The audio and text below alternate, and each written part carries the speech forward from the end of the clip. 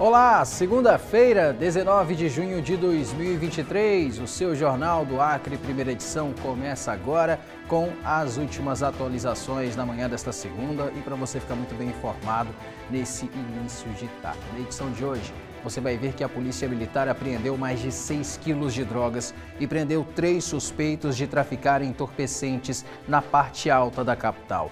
Você vai saber mais detalhes sobre essas ocorrências da área policial aqui no seu JAC 1 e ainda hoje na edição. Uma motociclista morreu ao colidir com um poste na estrada do Calafate. Segundo testemunhas, a condutora perdeu o controle do veículo na rotatória. Você vai ver também que a castanha do Brasil teve aumento no preço praticado diretamente com o produtor pelo quilo da amêndoa aqui no Acre. Nas notícias de Brasília, você confere que a região norte tem os piores indicadores sobre o saneamento básico no país. Segundo o IBGE, na região norte, apenas 31,1% dos domicílios têm acesso à rede de esgoto. O Amapá tem a situação mais complicada. No estado, o percentual é de 23,1%. Os dados do Instituto mostram o caminho complicado que o governo tem para atingir a meta imposta no Marco do Saneamento. Você vai saber mais detalhes sobre isso e tem também as reivindicações da comunidade do seu Me Ajuda JAC 1. No bairro Amapá, tem morador que registrou desperdício de água potável com um cano estourado no meio da rua, o que prejudica o abastecimento na região. Já outras partes da capital ainda reclamam de transtornos com os problemas do abastecimento de água causados pelo rompimento de uma adutora na ETA 2. E você vai também saber todos os detalhes sobre o Circuito Junino 2023, toda a magia e animação das quadrilhas durante as 4 noites de apresentações. E a quadrilha Matutos na Roça foi a grande campeã da edição deste ano.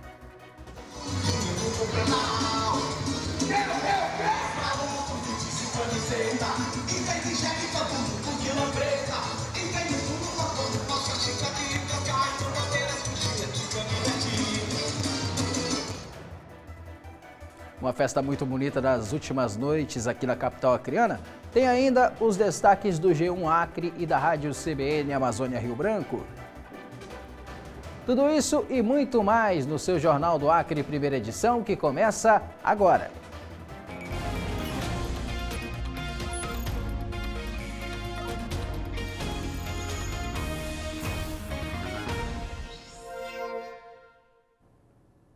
Olá, muito bom dia para você. Seja muito bem-vindo ao seu Jornal da Hora do Almoço. Desde já agradeço pela sua companhia, pela audiência e pelo carinho que você sempre nos proporciona todos os dias aqui pela tela da sua rede amazônica. Lembrando que você pode fazer muito mais do que somente me assistir aí do outro lado da tela da sua rede amazônica. Você também pode enviar a sua reivindicação para a gente pelo contato que vai aparecer aí na sua tela agora.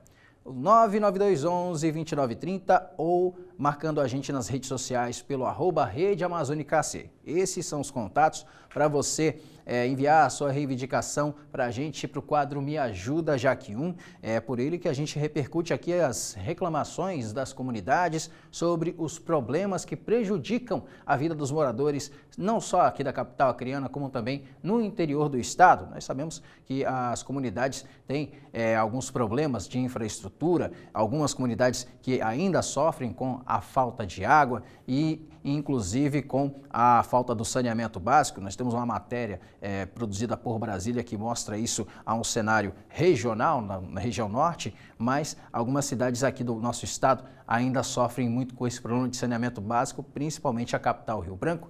E de acordo com o seu relato, a gente repercute aqui no Jornal do Acre, primeira edição, a sua reivindicação, a sua reclamação. Lembrando, você faz o registro em foto ou vídeo do problema que está ocorrendo aí na sua comunidade. Por exemplo, algum buraco que está dificultando o tráfego na rua aí onde você mora. Você vai pegar o seu celular na horizontal, de preferência, para encaixar a tela da foto ou do vídeo com o formato de TV e vai registrar ali o buraco. Então, vazamento de água ou esgoto que está vazando, que está a céu aberto, e você vai mandar para a gente nos contatos. Lembrando, você faz o seu relato durante a gravação do vídeo, ou pode só fazer o vídeo ou fazer as fotos e mandar para a gente o seu relato por mensagem e com as informações que são cruciais. Nome da rua, nome do bairro e o nome da cidade onde você mora, caso você me assista aí no interior do estado. Você envia aqui para a gente encaminha a reivindicação com essas informações para as autoridades responsáveis para que seu problema seja resolvido o quanto antes. Então, eu estou esperando aqui pela sua participação todos os dias nas edições do Jornal do Acre, primeira edição. Vamos começar a edição de hoje fazendo o nosso primeiro contato ao vivo com o repórter Andrew Amaral para mostrar como é que está a movimentação na BR-364, ali na UPA do 2º Distrito. Andrew, muito bom dia para você, seja bem-vindo ao Jornal do Acre, primeira edição. Como é que está a movimentação aí na rodovia? Oi Murilo, muito bom dia para você e a todos que acompanham o Jornal do Acre, primeira edição, nesta segunda-feira já bastante quente aqui na capital acreana. Murilo, antes da gente mostrar as imagens aqui na BR-364, vamos falar sobre a previsão do tempo. Olha, agora em Rio Branco fazendo 29 graus e sensação térmica de 31 graus. Murilo, a gente está vivendo já aquela época em que os dias amanhecem um pouco com menos calor, na verdade, né? Menos quentes, vai esquentando um pouquinho no decorrer do dia e no final do dia as temperaturas voltam a cair bastante. Olha, a semana começa ensolarada e quente em todo o Acre. A previsão para esta segunda-feira ainda é de sol forte e temperaturas em elevação em todo o estado. Poucas nuvens se formam ao longo do dia e não há previsão de chuva em todo o Acre. Em Acrelândia, a mínima de 17 graus e a máxima de 26.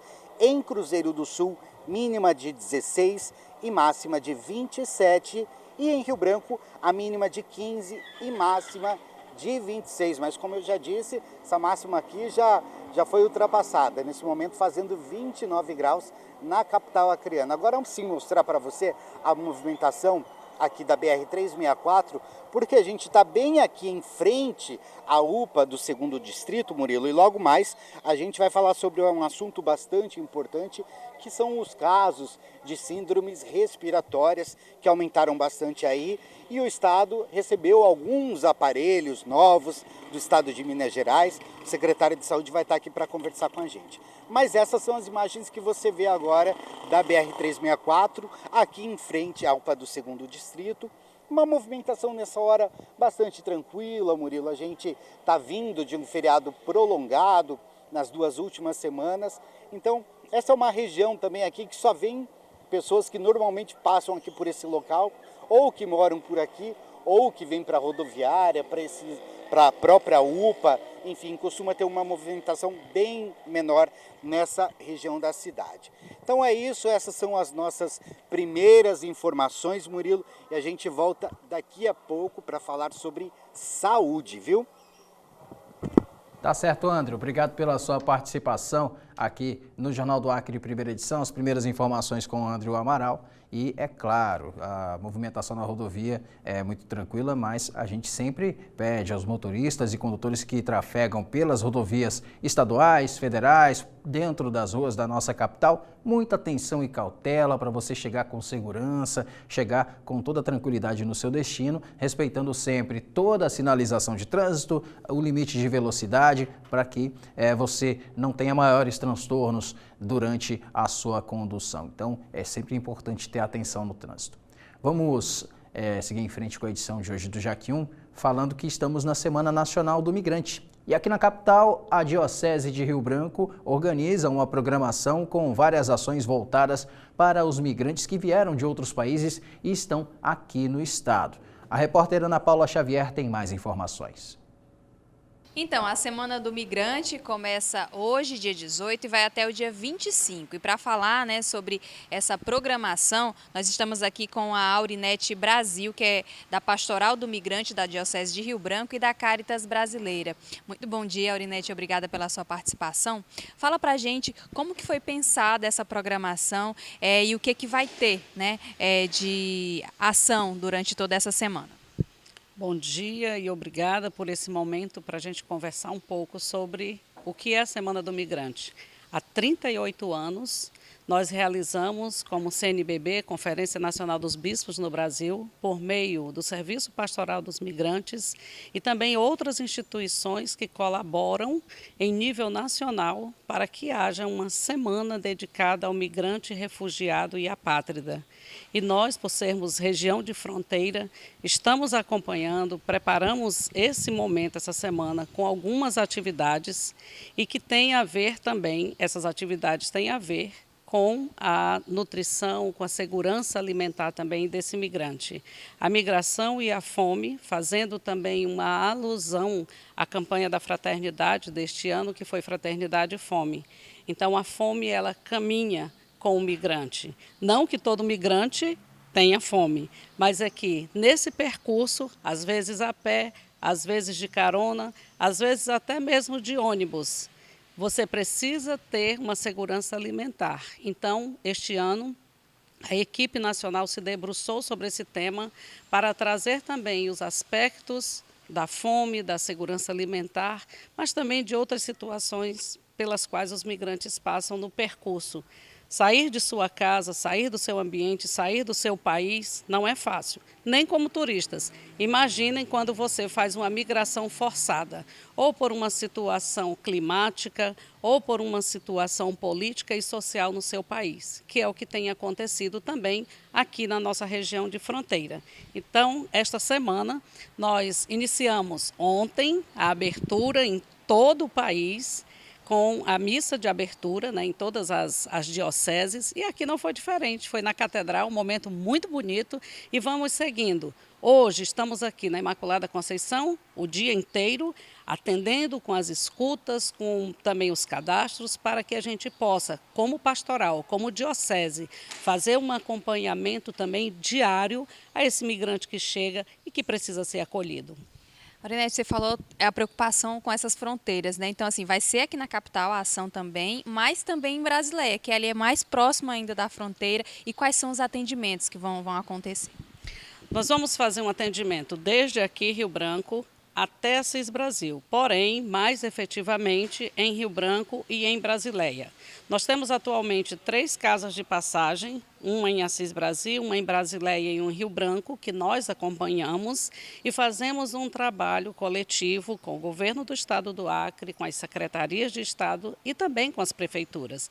Então, que atendimentos que esse migrante precisa? Primeiramente, quando ele chega, informações, segurança na fronteira, como ele consegue fazer todo esse translado, chegando em Assis Brasil, onde ele deve se dirigir, que documentação que ele precisa ter para dar entrada também aqui no país e permanecer.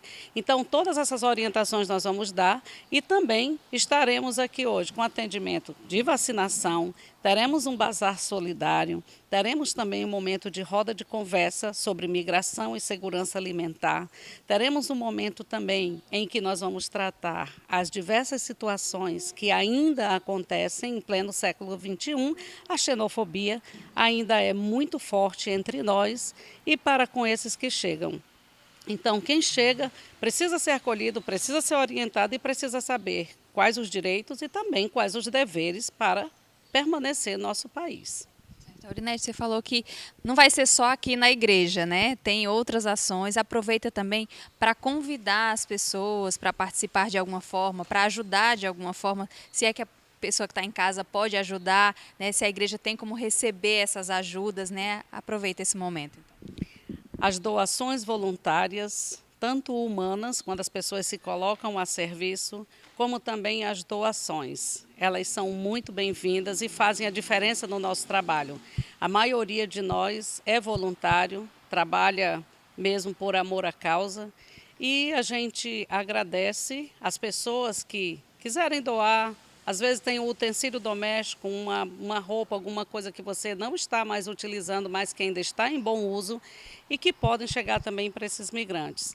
Além disso, nós temos uma conta, se alguém depois desejar o número dessa conta, a gente pode disponibilizar para a reportagem, para que você também possa fazer suas doações. A gente trabalha com prestação de contas, a gente faz compra de alimentos, às vezes precisa de uma passagem e o Estado não tem condições naquele momento e nem a Prefeitura, então a gente também apoia alguma situação de saúde. Então nós estamos também recebendo todo e qualquer tipo de doação.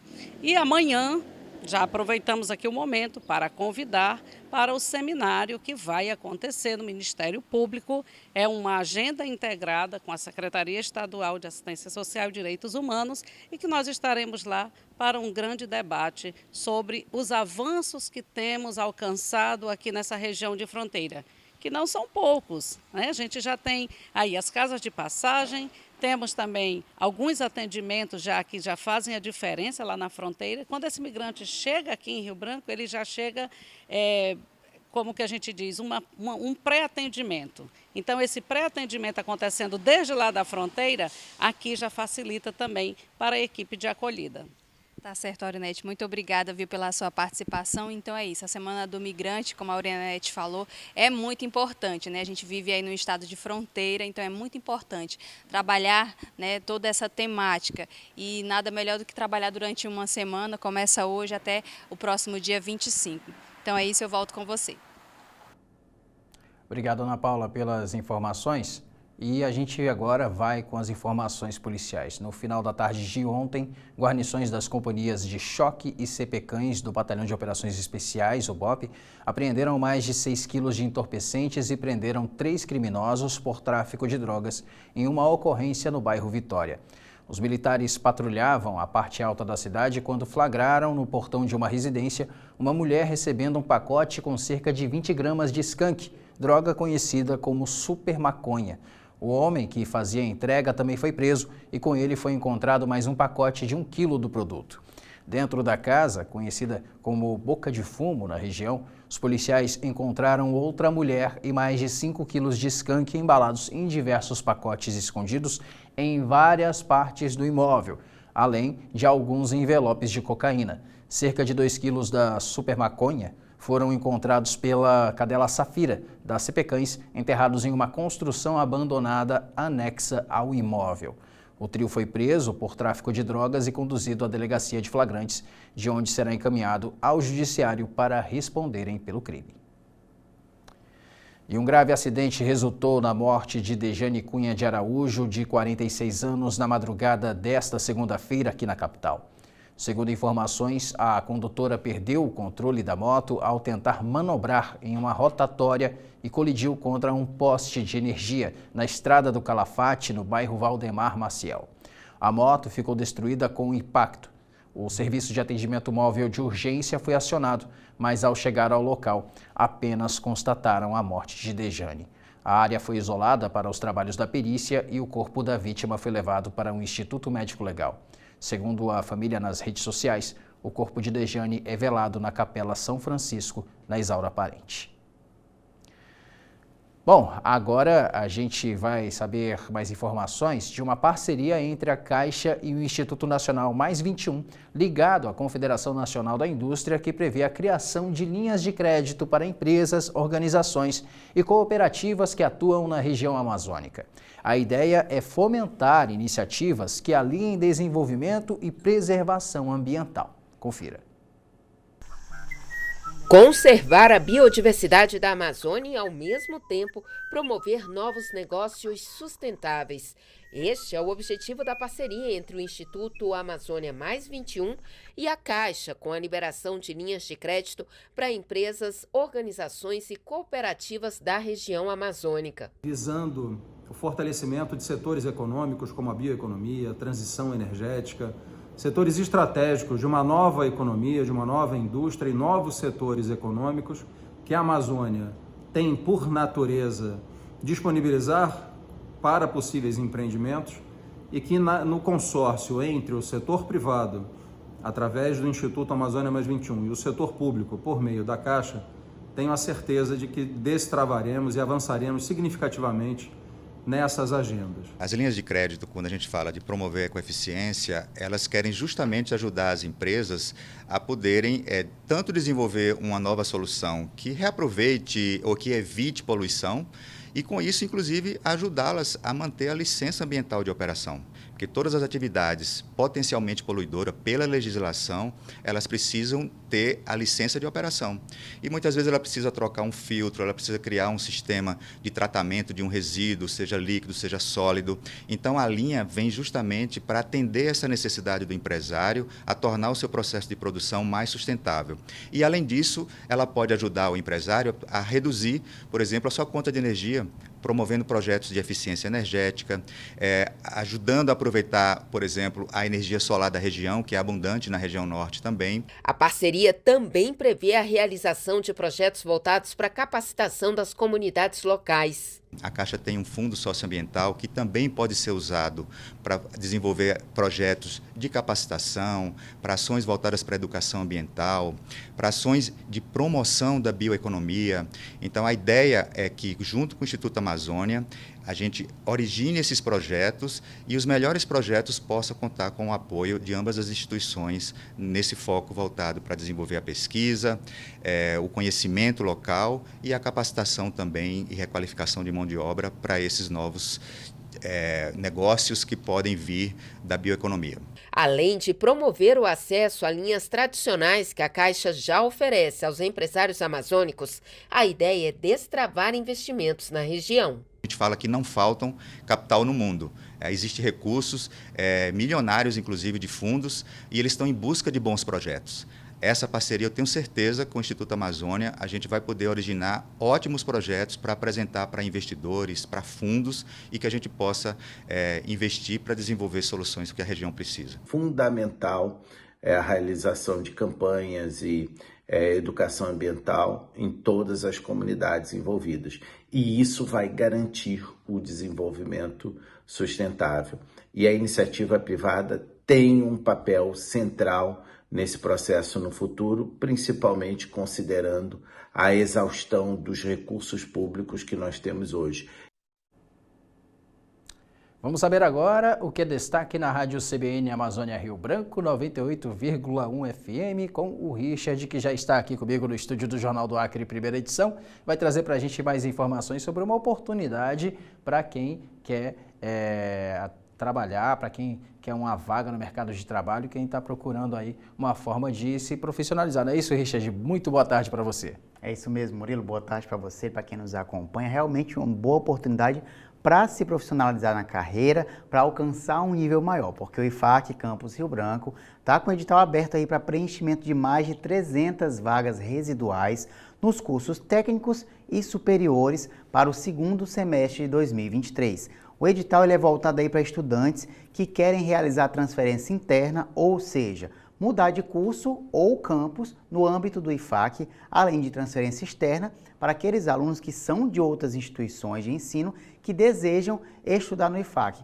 Além de ser possível também o reingresso para alunos que abandonaram o curso, ou essas vagas ainda podem ser preenchidas por aqueles que já são portadores de diploma de nível superior. As vagas residuais são nos cursos técnicos subsequentes em administração, recursos humanos e segurança do trabalho. Já nos cursos superiores, estão disponíveis para os cursos de administração, matemática, ciências biológicas, logística, processos escolares e sistemas para a internet. As inscrições devem ser feitas até o dia 26 de junho, através de formulário eletrônico que está disponível lá no site ifac.edu.br. Então, pode ser uma boa oportunidade aí para quem está esperando essa vaga, viu, Murilo? Muito bem, uma grande oportunidade realmente para quem busca se profissionalizar, para quem busca uma formação técnica superior e, claro, é uma oportunidade que aparece agora por meio do IFAC, que sempre está oferecendo todo esse trabalho de capacitação por meio dos seus profissionais docentes. Agora, Richard, a CBN Amazônia Rio Branco teve alguns destaques na programação de hoje, né? Conta pra gente quais foram eles. É isso mesmo, Murilo. Hoje no Jornal da Manhã a gente conversou com a promotora de Justiça, Marcela Cristina Osório. Ela destacou que o Ministério Público do Acre ele está com consulta aberta para revisar o seu planejamento estratégico e elaborar o plano plurianual de 2024 a 2027.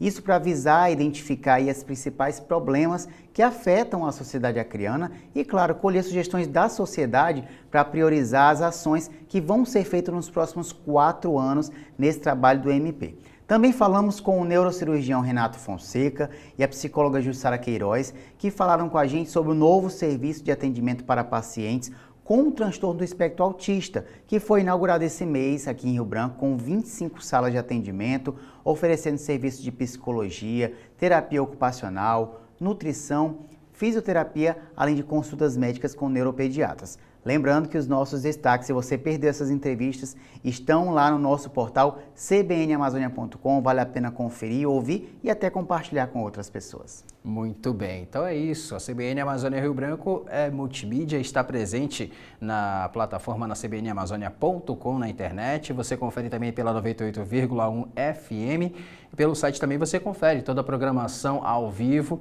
e também de outras praças da CBN Amazônia aqui na região norte e, claro, sempre atualizado com as participações do Richard nos nossos telejornais aqui da Rede Amazônica. Richard, obrigado mais uma vez pela sua participação e até amanhã. Muito obrigado, Murilo, uma boa segunda-feira para você, para quem nos acompanha e até amanhã.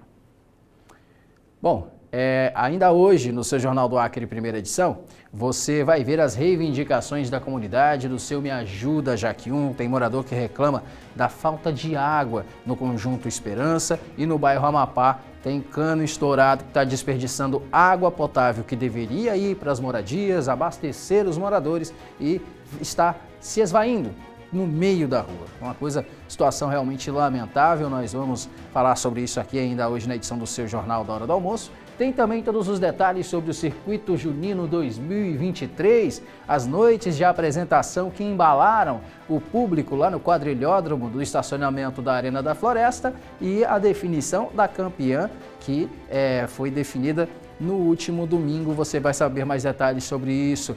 Já no próximo bloco tem os destaques do G1 Acre com a Tasta Muniz, editora do Portal de Notícias, que vai trazer para a gente mais informações. Inclusive, tem mais informações para você sobre a previsão da safra deste ano 2023, porque ela deu uma aumentada de 2% em relação ao último boletim que foi divulgado em abril. O IBGE divulgou um novo levantamento em maio deste ano e prevê agora um aumento de 14,9% da safra deste ano em relação à safra do ano passado. Você vai saber tudo sobre isso e mais informações no próximo bloco do Jornal do Acre, primeira edição. Agora são 11 horas e 53 minutos. Lembrando, mande pra gente a sua reivindicação pelo 99211-2930 ou no @Rede Amazônica AC sobre o problema que está afetando a sua vida e a vida dos seus vizinhos aí onde você mora, na sua comunidade, no seu bairro, na cidade do interior aonde você reside. Manda pra gente que a gente repercute aqui nas edições do Jornal do Acre, primeira edição. A gente volta já já.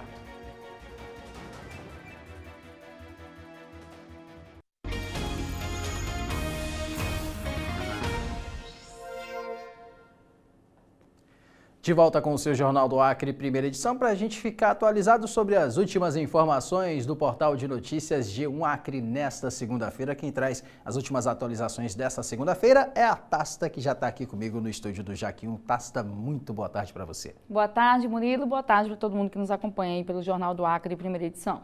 Bom, o primeiro destaque que você traz para a gente, Tasta, é sobre a vara criminal da comarca de Chapuri, que manteve a prisão preventiva de Risonete Monteiro e Benigno Salles, não é isso? Exatamente. Eles viraram réus aí, Murilo, pela morte de Francisco Campos Barbosa, mais conhecido como Chico Abreu. Risonete é apontada como mandante e teria encomendado a morte de Chico Abreu para ficar com o dinheiro dele, enquanto Benigno teria sido o executor do crime. A decisão assinada pelo juiz Luiz Gustavo apontou que o caso cumpre todos os requisitos para a manutenção da prisão preventiva. Chico Abreu foi achado morto em um ramal na divisa do município de Chapuri e Epitaciolândia no dia 27 de novembro de 2022. O corpo foi levado ao Instituto Médico Legal, onde foi constatado que ele foi morto aí com um tiro nas costas e também foi enforcado, viu? A dupla foi transferida para o complexo penitenciário Francisco Oliveira, em Rio Branco, e, segundo as investigações, a ex planejou a morte e mandou matar a vítima porque teria uma quantidade em dinheiro alta em casa.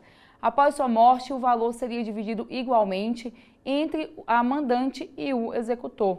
Então, esse caso chocou bastante o interior do estado e também, né, todos nós aqui do estado, Murilo, pela agressividade também, né? Você vê que ele foi morto e enforcado, né? Também foi morto a tiros e enforcado. E, claro, a gente continua acompanhando esse caso, né? Um caso bárbaro. Com certeza. Choca não só por conta da agressividade, da ação, mas também por conta das intenções, porque acabou sendo um crime relacionado a dinheiro, né? E por conta dessas motivações, dessa motivação torpe, acabou que ocorreu o assassinato do Barbosa, não é isso, Tácita? Exatamente. Agora os dois devem responder pelo processo. Como a gente falou, permanecem presos, né? O juiz entendeu que poderia ter algum tipo de perigo para a sociedade, a soltura dos dois. E, claro, aí vai passar por todos os trâmites aí dentro do Tribunal de Justiça, né? Muito bem. Bom, Tácita, agora você traz dados sobre a população idosa do nosso estado. A gente está no Junho Violeta, que é um mês dedicado ao combate à violência contra o idoso, e esses dados são importantes para a gente poder sabermos a situação do nosso estado, não é isso? Exatamente, Murilo. Como você destacou aí, nós estamos no mês que é conhecido como Junho Violeta e é voltado justamente para combater a violência contra idosos e parcela idosa da população, né? E essa parcela idosa da população acreana subiu de 9,8% em 2022. 10 anos antes, em 2012, o percentual era de 6,4%. No ano passado, 88 mil pessoas tinham mais de 60 anos no Acre e em 2012 eram cerca de 50 mil. Os dados são da Divisão de Características Gerais dos Domicílios e dos Moradores 2022, da Pesquisa Nacional por Amostra de Domicílios, que é a PNAD contínua, divulgada pelo IBGE. Junto com o aumento de idosos, o IBGE também mostra aí uma redução das parcelas mais jovens da população brasileira. O percentual de pessoas abaixo dos 30 anos de idade caiu de 61,9% em 2012 para 53,6% em 2022. Como consequência, a proporção de quem passou dos 30 anos subiu de 38,2% para 46,5% no período. Ainda na janela de 10 anos, o IBGE também destaca uma queda de participação de pessoas de 10 a 13 anos de 9,6% para 7,1% e de 14 a 17 anos de idade de 9,2% para 7,7% na proporção total da população acreana. Como você falou, Murilo, esses dados, e a gente sempre fala aqui que esses levantamentos do IBGE e de outros institutos de pesquisa são importantes para que se crie políticas públicas, né? Não existe uma população que não envelhece, né? Se a gente não morrer, a gente vai envelhecer. Essa é uma lógica muito clara, né? Óbvia. Então, a gente precisa realmente pensar políticas públicas voltadas para que a gente possa também envelhecer com qualidade de vida e com ações efetivas para essa faixa etária, né? Com certeza, é um direito do idoso ter todos os seus direitos garantidos, assegurados, e o grande responsável por isso é o Estado. Então, o Estado é quem trabalha nessas ações para a garantia de que o idoso possa ter uma qualidade de vida melhor e, claro, como a Tácita mesma destacou, são dados importantíssimos para saber esse cenário, saber a quantidade de pessoas idosas que habitam não só o nosso Estado, como também o restante do país, e com isso é o Estado quem garante as políticas públicas voltadas para esse setor da nossa população, que merece sim toda a atenção. Exatamente. Envelhecer com qualidade, né, Murilo? É o mínimo. É o mínimo. Tácita, obrigado pela sua participação. A gente volta a se falar amanhã. Até mais. Obrigada, Murilo. Até mais para você, para todo mundo. Bom início de semana para todos nós. Para você também. Bom, e o Acre teve aumento de 2% na produção estimada da safra 2023 em relação à última estimativa divulgada pelo IBGE em abril deste ano. São as notícias agora da área do agronegócio.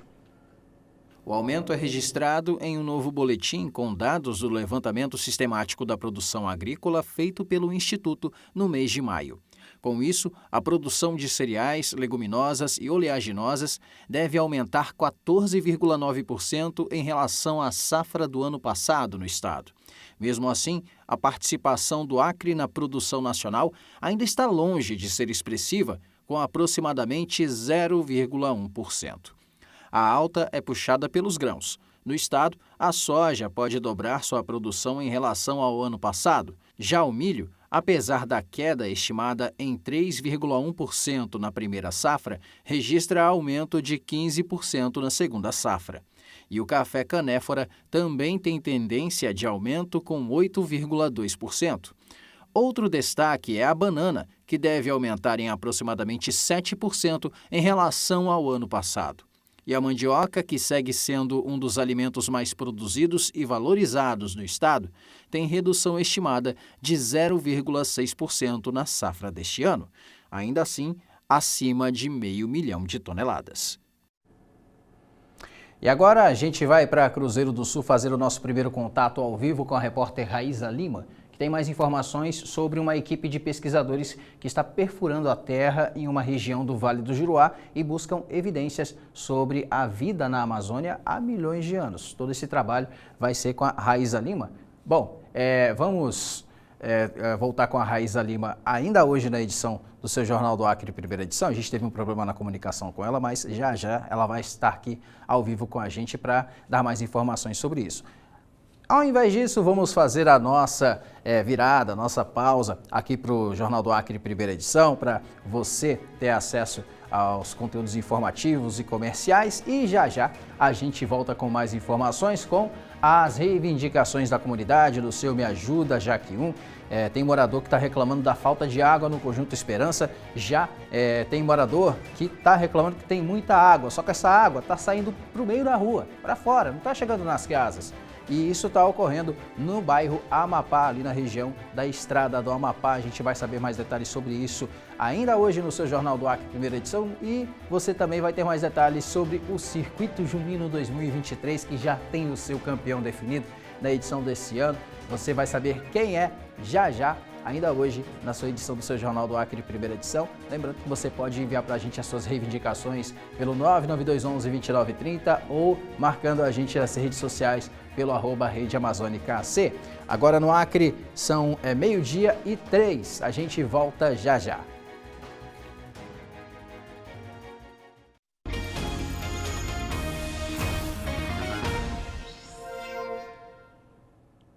Estamos de volta com o seu Jornal da Hora do Almoço. A gente vai agora com as informações de Cruzeiro do Sul, pois temos informações sobre uma equipe de pesquisadores que está fazendo uma perfuração lá no Vale do Juruá, uma perfuração de terra, e eles buscam evidências sobre a vida na Amazônia há milhões de anos.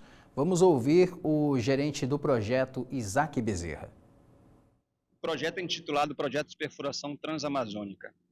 O projeto prevê estudar a origem e evolução da floresta amazônica e a importância para o clima global. Como é uma área onde tem histórico de perfuração de óleo e gás na região, com ocorrência, apesar de ser uma grande profundidade, nós estamos sendo balizados pelo poço da Petrobras, que foi perfurado na década de 60, onde foi classificado como seco para óleo e gás.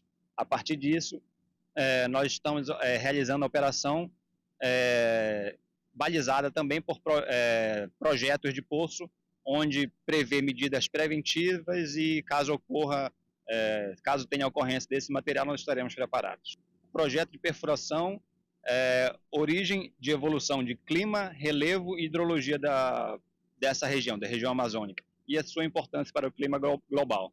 Nós estamos com 12 países envolvidos, 60 pesquisadores, como no Brasil, representados pela Universidade de São Paulo. É um projeto que envolve instituições financeiras dos Estados Unidos, NSF e o Smithsonian, e o programa de perfuração de pesquisa em ambiente continental, o ICDP. Todo esse material está sendo armazenado aqui em Rodrigues Alves e a partir do final da atividade nós vamos levar para a Universidade de São Paulo e da Universidade de São Paulo, do Porto de Santos, ele está sendo enviado para a Universidade de Minnesota, nos Estados Unidos, onde será preservado e analisado pelos pesquisadores participantes do projeto.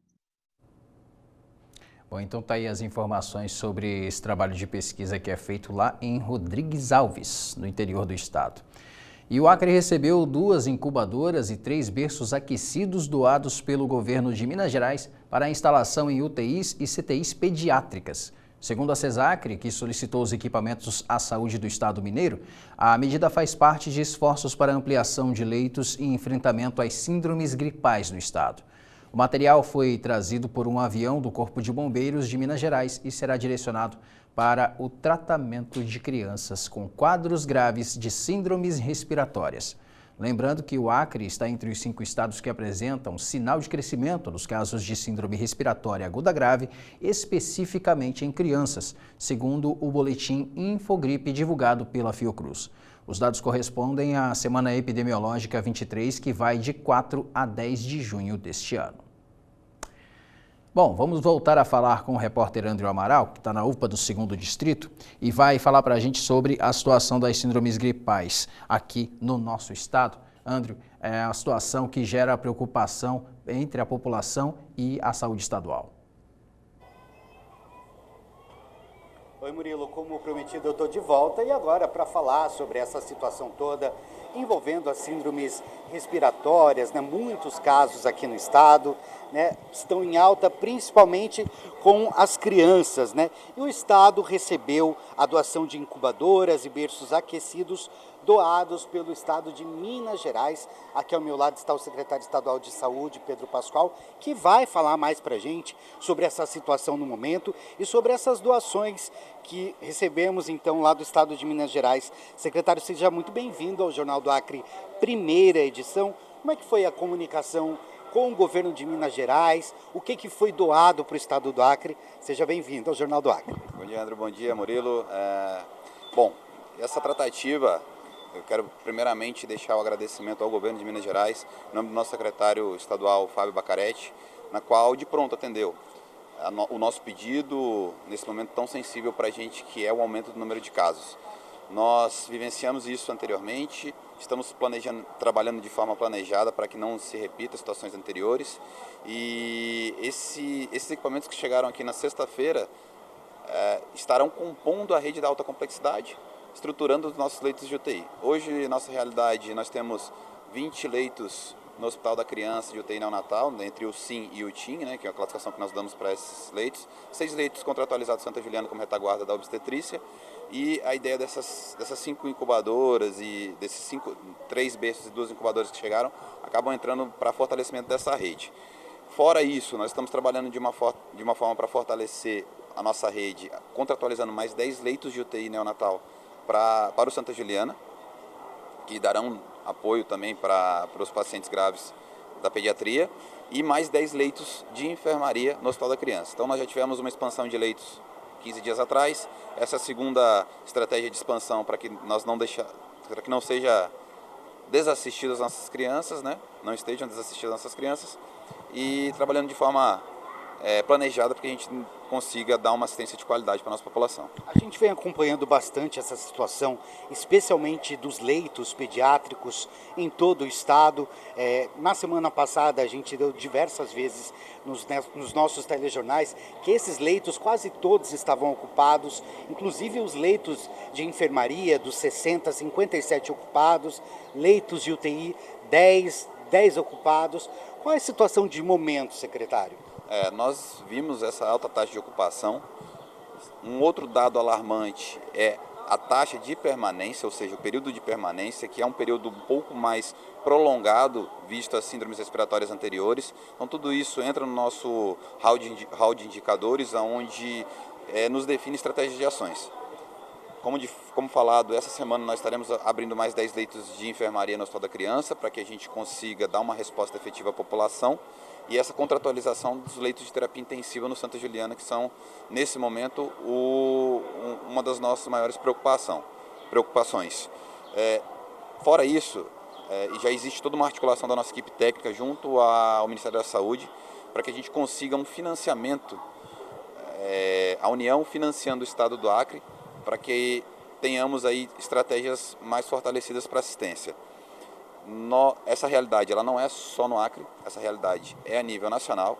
Existem já decretos de emergência pública em outros estados e provavelmente nós estaremos decretando para que nós consigamos aí esse financiamento da União para o estado do Acre. Mas lembrando, todas as nossas ações elas foram planejadas, todas as nossas ações elas estão sendo executadas dentro da nossa programação e todos os alertas e a vigilância epidemiológica está em cima para que a gente consiga acompanhar em tempo real e com mais, colocamos assim, mais próximo da nossa realidade, ou seja, identificando, que é uma das pautas que nós falaremos adiante, identificando o tipo de vírus circulante predominante na nossa população, seja na criança, seja no adulto, seja no idoso. O que é importante para a população saber nesse momento em relação a essas síndromes respiratórias? O senhor falou agora ainda que ainda precisa saber identificar qual é o vírus, não tem nenhuma relação com o vírus sincicial, que a gente tem falado muito. Uma situação que deixa o Ministério da Saúde preocupado é a associação desses 3 vírus, né? O acometimento pelos 3 vírus, o sincicial respiratório, o vírus influenza e o Covid. Então, uma vez essa criança acometida pelos 3 vírus, conforme as estatísticas que nós estamos acompanhando, o desfecho ele tende a ser desfavorável. Mas a unidade Sentinela hoje, inaugurada aqui na unidade do 2º Distrito, serve justamente para que o Ministério da Saúde tenha um real diagnóstico do tipo de vírus e vamos colocar assim, do acometimento mútuo, né, desses vírus na nossa população. Então, hoje, o influenza ele está sendo o maior vírus infectante, vamos colocar dessa forma, né, predominante na nossa população é o vírus influenza, por isso o reforço na aquisição do Tamiflu, que é a medicação específica para esse tipo de tratamento, e estratégias aí estão sendo traçadas a nível nacional, junto ao Ministério da Saúde, junto ao CONAS, que é o Conselho Nacional de Secretários de Saúde, para que a gente consiga traçar e desenhar e aplicar uma estratégia efetiva para a nossa população. A gente acabou de sair, na verdade, da campanha de vacinação contra a influenza. Na verdade, ela foi estendida, né, por mais um tempo e a taxa de vacinação continua muito baixa, né, secretário? É essencial nesse momento para a população, especialmente para os pais, mães, responsáveis dessas crianças, que é o público que está sendo mais acometido nesse momento, e também os idosos, continuarem prestando bastante atenção em relação à caderneta de vacinação, ou seja, tomar a vacina contra a influenza, tomar a vacina também a bivalente, que já tem algum tempo que está disponível nas unidades de saúde e que também tem índices muito abaixo do esperado de cobertura vacinal nesse momento, né? Exatamente. A campanha ela veio como uma revisão da caderneta de vacinação como um todo. Então nós falamos muito, né, no período do Covid com a vacinação contra o Covid, com a bivalente, né, os inúmeros laboratórios que nós tínhamos para vacinação contra o Covid, que o sucesso que nós tivemos no Covid, que nós consigamos replicar nas demais patologias, poliomielite, tríplice viral, tríplice bacteriana, meningococo, pneumococo, são inúmeros imunizantes que nós temos disponíveis de forma gratuita. HPV, a vacina do HPV que previne câncer de colo do útero. Então fica aqui nosso apelo para que a população leve seus filhos aos postos de saúde, façam uma revisão da caderneta vacinal para que a gente consiga uma cobertura vacinal ampla. Friso aqui também a importância de entender qual unidade de saúde levar o paciente. O pronto-socorro ele continua sendo porta aberta, mas o pronto-socorro nós precisamos concentrar todos os nossos esforços para os pacientes graves, os pacientes que estão com aqueles sinais de gravidade. Quais são os sinais de gravidade? Batimento de aleta nasal, quando a criança respira com dificuldade e o narizinho fica como se estivesse batendo uma asa mesmo. Aquela retração de fúrcula, que é quando a criança puxa com muita força o ar e o ar não entra. Então, faz a retração de fúrcula, faz a retração entre as costelas, aquela respiração paradoxal que a gente chama de respiração abdominal. Então, todos esses sinais são sinais de alerta. Prevenção, né? Se está com sinais de alerta, é procurar a UPA mesmo. É procurar a UPA, é procurar o pronto-socorro. Se está só escorrendo, a criança continua brincando, a criança continua fazendo as atividades normais, postinho de saúde. Procurar o município, as URAPs estão abertas às 22 horas. Nós temos médicos do estado que foram cedidos ao município para que a gente consiga assistir a população de forma efetiva e deixar as unidades da alta complexidade para os pacientes graves. Os infartos continuam acontecendo, os AVCs continuam acontecendo, o politraumatizado continua existindo, então nós precisamos manter nossas unidades da alta complexidade focadas em atender a urgência e a emergência. Secretário, para a gente encerrar, além de acompanhar tudo isso, nós também temos visitado com muita frequência as unidades de pronto atendimento e o que a gente percebe é que quase sempre elas estão muito lotadas e os pacientes reclamando da demora para serem atendidos. São pacientes que às vezes chegam 9 horas da manhã e até as 4 horas da tarde ainda não passaram nem pela classificação. Como é que a Secretaria tem acompanhado isso? Exatamente. Isso aí já é um agravante que vem desde o ano passado. Nós tivemos um aumento praticamente em 100% do número de atendimento após julho do ano passado, que foi uma das situações que deixaram a unidade de saúde do município desassistida.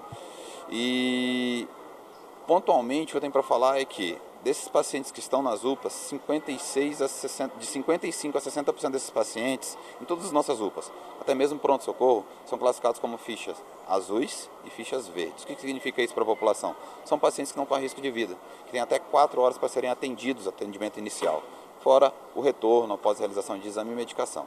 Esses pacientes, Murilo, poderiam ser atendidos nas unidades básicas de saúde, deixando as UPAs que funcionam como um elo entre a atenção básica e a unidade terciária para atendimento dos pacientes graves, classificados como amarelos e verdes.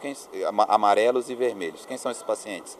São os pacientes que apresentam uma dor no peito, sugestiva de um infarto, que tenha fator de risco como hipertensão, diabetes, tabagismo, obesidade, o paciente que dá entrada com hemiplegia, ou seja, metade do corpo não está funcionando, suspeita de um AVC, uma falta de ar, agora no momento de síndrome respiratória aguda grave, crises convulsivas, até mesmo o paciente que é politraumatizado, trazido pelo SAMU, ele tem que ser atendido numa UPA, e aqueles pacientes que têm uma unha encravada, tem uma dor crônica, uma renovação de receita, situações que não têm a gravidade, até mesmo uma síndrome gripal. Estou com uma dorzinha de garganta, mas eu estou bem, consigo fazer minhas atividades normalmente. É a unidade de saúde de atenção básica, né? E isso tudo cabe muito, eu peço aqui à população que tenham esse entendimento do nível de atendimento, nível de complexidade que cada unidade de saúde tem. Tá certo, secretário. Agradeço a sua disponibilidade em conversar com a gente. Obrigado. Então fica aqui a nossa unidade de referência ao Ministério da Saúde, que é a unidade Sentinela, para justamente mapear quais são os vírus predominantes na nossa população, para que dessa forma a gente consiga traçar a estratégia real, que seja efetiva para a nossa população, batendo de fato no vírus que tem maior predominância na nossa região. Obrigado, viu? Bom, então tá aí, Murilo, feitos os esclarecimentos pelo secretário estadual de saúde. Vamos relembrar então para quem está em casa, que ainda não tomou a vacina contra a influenza ou até a vacina bivalente, procurar as unidades de saúde o quanto antes, para que a gente não tenha essas unidades, não continuem tão lotadas como elas estão, porque prevenir é sempre o melhor remédio, né, Murilo? Com toda certeza, André. Perfeito. Obrigado pela sua participação e pelas suas informações aqui no Jornal do Acre, primeira edição. O André, que ainda hoje volta com mais informações para a gente. A gente vai seguir em frente com o Jornal do Acre, primeira edição. O norte é a região do país onde a menor parte dos domicílios tem acesso à rede de esgoto. Apenas 31% das moradias estão ligadas ao sistema. A falta de saneamento impacta na saúde e gera transtornos à população. O registro foi feito por uma moradora do Acre. Ela mandou o vídeo para a nossa produção. Olha aí, ó, o esgoto, não sei o que está acontecendo, encheu e ele fez isso daí tudo, só lama. Na capital Rio Branco e no interior são vários os flagrantes, como o que você acabou de ver. E esse mesmo drama é vivido ainda pela população de outros estados da região. Segundo o IBGE, na região norte, apenas 31,1% dos domicílios têm acesso à rede de esgoto. O Amapá tem a situação mais complicada. No estado, o percentual é de 23,1%. Os dados do Instituto mostram o caminho complicado que o governo tem para atingir a meta imposta no Marco do Saneamento. O governo federal quer que daqui a 10 anos, em 2033, o índice seja de quase 100% dos domicílios em todo o Brasil. O presidente do Instituto de Pesquisa, Meio Ambiente e Inovação, Eugênio Cardoso, falou que o levantamento do IBGE mostra características de desigualdades sociais no país. Grandes centros urbanos como São Paulo têm taxas de acesso à rede de esgoto que passam dos 90%. Houve, de certa forma, uma negligência por parte de muitos governos com relação ao norte e ao nordeste. Essas duas regiões, principalmente, elas ficaram muito atrasadas em relação ao trabalho de saneamento. saneamento, no caso de água tratada e esgoto tratado. Eugênio acredita que 10 anos é um prazo curto para realizar as intervenções que precisam ser feitas. Você tem o Amapá com 20%, você tem Roraima com 20 e poucos %, o próprio Belém tem 28% de saneamento. Então, a região norte ainda vai demorar bastante tempo. Eu acredito que esses 10 anos não serão suficientes para a gente poder alcançar a universalização na região norte. O saneamento básico afeta diretamente a saúde da população. Este médico explica que uma comunidade que não tem rede de esgoto adoece mais. O saneamento básico significa o controle das situações de risco, principalmente de doenças infecciosas e contaminantes. Então, o investimento em saneamento básico é um fator protetor da sociedade. Nesse cenário, as crianças são as que mais sofrem. São as crianças, principalmente de uma faixa etária que tem menor discernimento. Então, eu diria que principalmente as da primeira infância, que é até 6 anos, mas até 12 anos você é atingido. Bom, a concessionária de saneamento do Amapá, que cuida da área no estado, informou que tem conhecimento da realidade e que assumiu as operações de água e esgoto no Amapá em julho do ano passado. A empresa diz que já investiu mais de R$100 milhões em seus primeiros meses de atuação e quer mudar esse cenário no menor tempo possível. Vamos esperar então para que essas soluções elas sejam colocadas em prática de fato, para que a população possa ter acesso a um saneamento básico de maior qualidade e sem esses problemas que a gente comumente, infelizmente, encontra nas comunidades da nossa região, como o esgoto a céu aberto, o contato da população ao esgoto in natura, sem tratamento adequado, a falta de instalação de canos que levem o esgoto para unidades de tratamento de esgoto, para que ele seja descartado da forma correta, enfim. São inúmeros os problemas que, infelizmente, ainda estão presentes nas comunidades aqui da nossa região norte, principalmente aqui no nosso estado. Bom, agora é a hora das reivindicações da comunidade no seu Me Ajuda, Jaquium.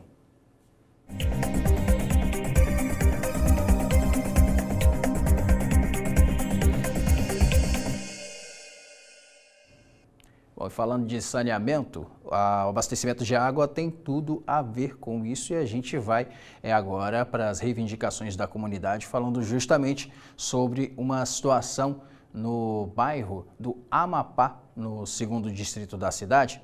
Por lá, a situação no loteamento Girassol, na Rua das Rosas. Os moradores relatam que um cano está estourado e o desperdício de água é grande, acarretando na falta de água em outras localidades aqui da capital acreana. Então, portanto, você vê aí agora a imagem que aparece aí no seu vídeo da água esvaindo-se pela rua. É água potável, veja só, água limpa, cristalina praticamente, sendo despejada na rua por conta de um suposto rompimento de cano que deve passar por essa via aí e enviar a água até os moradores, e ela fica assim, ó, empoçada no meio da rua. A água que é importante para os afazeres domésticos dos moradores, para lavar as roupas, para limpar a casa, para lavar a louça, para poderem também, em alguns casos, filtrar essa água e consumir essa água, mas infelizmente a água limpa, potável, ideal para uso, está sendo assim, desperdiçada por conta de um problema na estrutura nesse cano lá na Rua das Rosas. Bom, nós entramos em contato com o Saerb, que nos informou que vão enviar uma equipe para verificar essa situação lá no bairro do Amapá e a gente espera, portanto, que esse problema seja de pronto resolvido.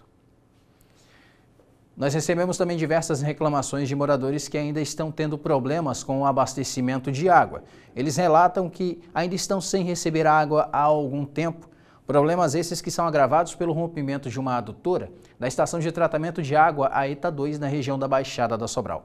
Uma dessas comunidades afetadas é o Conjunto Esperança, de onde uma moradora mandou um vídeo para a gente mostrando a situação da falta de água por lá. Vamos ver.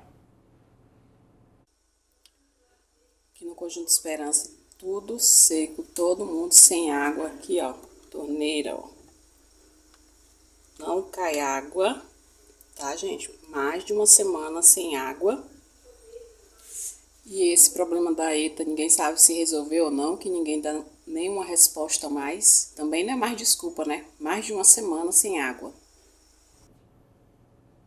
Bom, você veio aí, portanto, a situação da moradora lá do Conjunto Esperança, inclusive, quem está com a água sem ser abastecida regularmente pelos canos do Saerb está tendo que comprar de caminhões-pipa para abastecer as caixas d'água. Quem tem essa condição, melhor dizendo, acaba aderindo a esse tipo de serviço privado. Já quem não tem condição fica sem água e aí fica numa situação muito difícil porque depende essencialmente desse serviço que é de obrigação do município. A gente tinha uma entrevista agendada com o presidente do Saerb, o senhor Enoque Pereira, que infelizmente por conta de disponibilidade na agenda não pôde estar com a gente no Jornal do Acre, primeira edição, mas nós vamos remarcar essa entrevista para amanhã, para ele nos atualizar sobre essa situação lá da estação de tratamento de água na ETA 2, lá na Baixada da Sobral, porque ela é essencial para abastecer diversos bairros da nossa capital e esse problema na adutora há alguns dias já afeta ainda mais esse abastecimento que por conta de problemas menores, como a vazão de água em alguns pontos da cidade na estrutura, problema de rompimento de canos que já foram registrados em dias anteriores aqui, inclusive nas reivindicações do Me Ajuda Jaque 1, já é agravado já por essa situação lá da ETA 2. Então a gente acompanha essa situação, a prefeitura disse que estava esperando uma equipe de São Paulo para poder resolver esse problema, então nós vamos remarcar essa entrevista para que o presidente do Saerb possa explicar a respeito do que está sendo feito, o que já foi feito para resolver esse problema que ainda afeta diversas comunidades aqui na nossa capital. Lembrando que você pode continuar enviando as suas reivindicações para a gente para o 99211-2930 ou marcando a gente nas redes sociais pelo @Rede Amazônica AC sobre os problemas que prejudicam aí a sua comunidade, o bairro onde você mora, a rua onde você mora, a cidade onde você mora. Se você me assiste aí do interior do estado, você registra para a gente, envia para esse contato que aparece aí na sua tela e vamos repercutir aqui nas próximas edições do Jornal do Acre, primeira edição. Me Ajuda Jaque 1 é o espaço reservado para você, morador, mostrar o problema que está acontecendo e as autoridades responsáveis terem acesso à sua reivindicação e poderem resolver o problema que afeta a sua vida aí onde você mora. Então, estou esperando pela sua participação. A gente segue em frente, vamos agora fazer a nossa última pausa de hoje, aqui no Jornal do Acre, primeira edição. Já já tem tudo sobre o Circuito Junino 2023 e o lançamento do Arraial Cultural, Arraial que já tem data marcada para o final desse mês e também vai ter alguns dias do mês de julho. E a gente, claro, tem todos os detalhes para mostrar para você. Do Circuito Junino já tem campeão definido. Quer saber quem é? Vou te mostrar aqui no próximo bloco do Jornal do Acre, primeira edição. E você pode, além, claro, de enviar suas reivindicações, mandar foto pra gente pelo 99211-2930 ou marcando a gente nas redes sociais pelo @Rede Amazônica AC. O que você está fazendo agora? Está preparando o almoço? Está terminando de almoçar? Está almoçando e acompanhando a gente aqui no Jornal do Acre, primeira edição? Manda pra gente que a gente mostra aqui até o final do programa de hoje. Agora no Acre, 12h33, a gente volta já já depois do intervalo. Fica comigo até o final.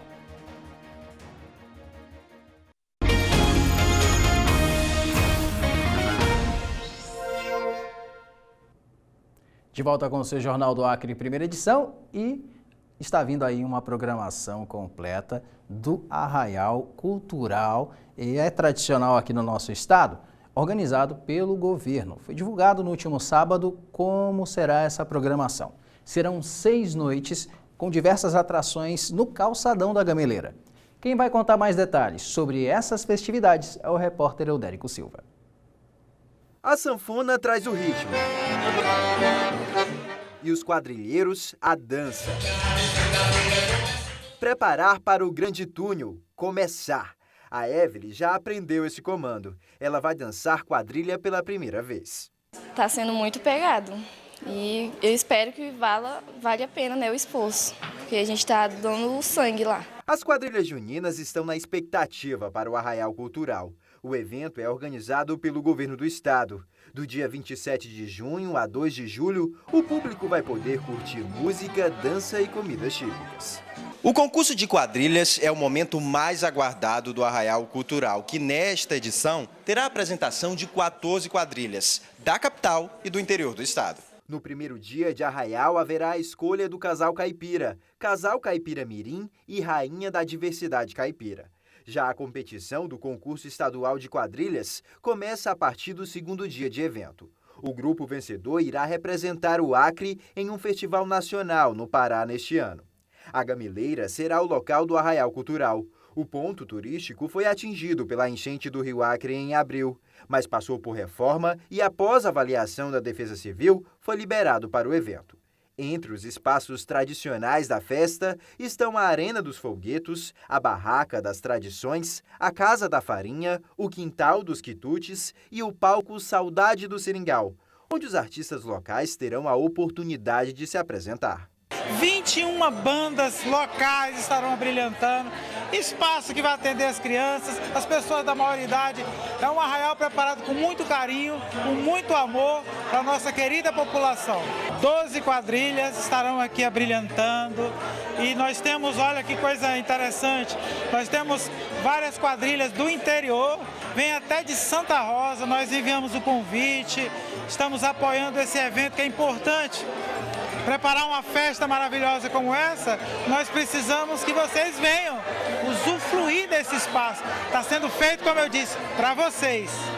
Isso, nós já fizemos uma parceria, aliás, esse arraial, como o nosso governador solicitou, é feito com parceria entre várias secretarias, a Fundação Elias Mansur, a Secretaria de Empreendedorismo e Turismo, já abriu inscrição para que as pessoas pudessem fazer, né, as suas ofertas, as suas propostas. Nós teremos aqui a economia solidária, várias bancas com espaço bem típico, tudo com a cara de uma festa junina. Muito bem, nas últimas noites a festa foi embalada, festividade junina, foi embalada pela 15ª edição do Circuito Junino de Rio Branco. Ontem foi a última noite. A repórter Agatha Lima, aliás, ainda hoje você vai ver essa matéria no seu Jornal do Acre, primeira edição, mas vamos falar primeiramente sobre a segunda noite de apresentações, porque o Circuito Junino teve 4 noites que começou na última sexta-feira com a apresentação da realeza do Circuito Junino e depois no sábado e no domingo nós tivemos as apresentações, aliás, essa apresentação da realeza foi na quinta-feira, aí sexta, sábado, domingo tivemos as noites de apresentações das quadrilhas juninas aqui na capital acreana e a nossa equipe acompanhou a terceira noite do Circuito Junino, a segunda noite de apresentações das quadrilhas aqui no quadrilhódromo lá da Arena da Floresta. Vamos conferir. Um grande público lotou as arquibancadas do quadrilhódromo na terceira noite do arraial promovido pela Prefeitura de Rio Branco. Depois da apresentação das quadrilhas, um dos pontos altos da festa certamente é a praça de alimentação. E claro que pratos típicos, como galinha picante e picanha na chapa, não faltaram. Está bem gratificante para a gente, graças a Deus. Hoje o movimento foi bem maior. Tá dando para tirar um bom dinheirinho nesses dias de arraial? Ah, com certeza, com certeza. O que tem mais saído? Carne na chapa, carne de sol, nós temos galinha picante, temos uma variedade de arroz em tucupi, baião, nós temos o arroz branco, macaxeira, farofa, salada. Na noite de sábado, 3 quadrilhas se apresentaram e encantaram o público com suas roupas, cores e danças super coreografadas. Ansiosa, a Dona Maria tratou de garantir logo cedo um assento na arquibancada para ver os netos se apresentarem. O que a senhora mais gosta de ver nas quadrilhas? A dança, os casamentos, eu acho muito lindo. Eu festejo todas as quadrilhas que cada um tem a sua luta do dia a dia. Eu acompanho meu filho desde os 8 anos. Ele é o coordenador hoje e acho muito bonito o trabalho deles. O Anderson disse que essa é a primeira vez que ele veio ao circuito junino e estava bastante impressionado com as histórias que são contadas por cada quadrilha, o profissionalismo e a paixão dos dançarinos. É a dança mesmo, a animação do povo, né, o público. É a dança mesmo. Vai ficar aqui até o final para acompanhar as quadrilhas? Até o final, para acompanhar. Até o final. Para acompanhar todas as 3 hoje. Quem também estava animada para ver as apresentações era a Aurizélia. Eu acho lindo. As maravilhas de Deus é tudo de bom. O que mais chama a atenção da senhora?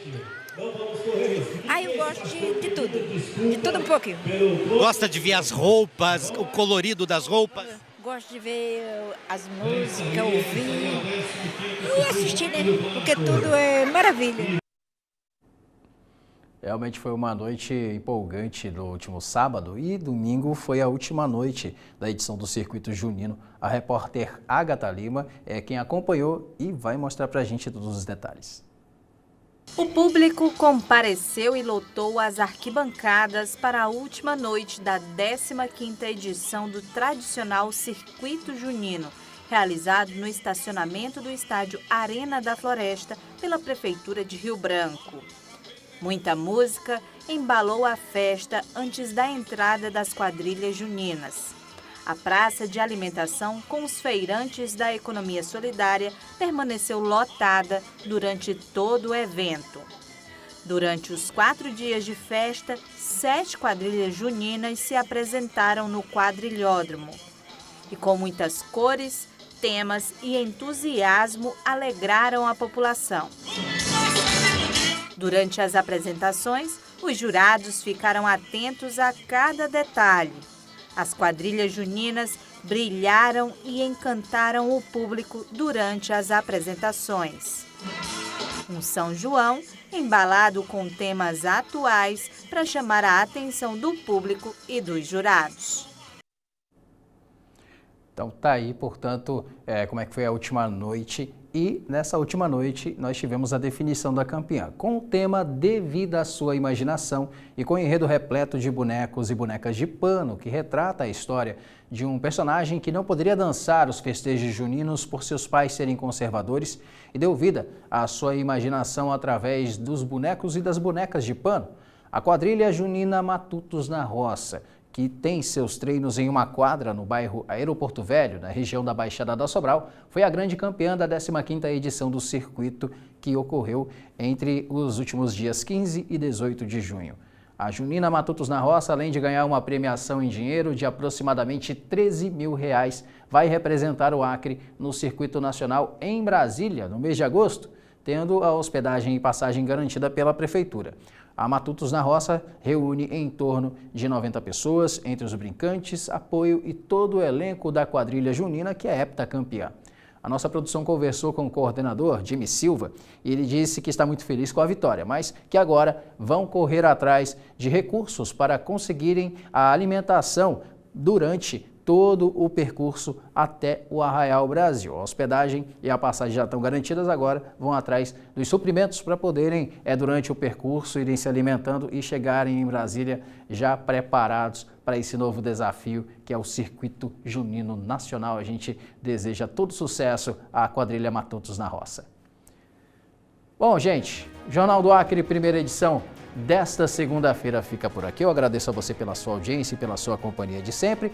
Outras informações você confere no Jornal do Acre, segunda edição, com Aires Rocha, que começa hoje depois do Jornal Nacional. Lembrando, você tem acesso a todos os conteúdos que exibimos aqui na Rede Amazônica, Bom Dia Acre, Jornal do Acre, primeira e segunda edição, no Acre Rural e também no Almanacre, pelo Globoplay. Além disso, conteúdos também de outras praças da Rede Amazônica e da TV Globo, produzidos para você acompanhar tudo bem direitinho e com todos os detalhes. A gente volta a se encontrar amanhã aqui em mais uma edição do Jornal do Acre, primeira edição.